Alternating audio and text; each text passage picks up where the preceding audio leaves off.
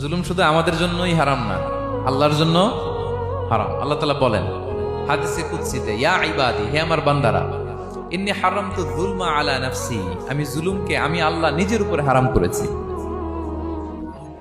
ওয়া জাআলতুহু বাইনাকুম মুহাররামা, এবং এই জুলুমকে তোমাদের উপর হারাম করেছি। ফালা তাযালামু, তোমরা একে অপরের উপর জুলুম করো না। জুলুম শুধু আমাদের উপরই হারাম না, আল্লাহ নিজের উপরও হারাম করেছেন। তাহলে জুলুমের সাথে কি মুমিনের কোনো সম্পর্ক থাকতে পারে? পারে না। এবং আল্লাহ তাআলা কখনো কোনো বান্দার উপর জুলুম করেন না।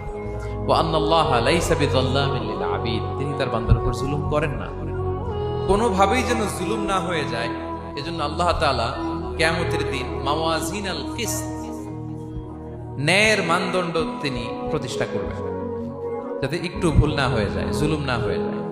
আমরা মাঝে মাঝে দোকান থেকে বস্তায় বস্তায় চাল নিয়ে আসি না, চাল দেখা যায়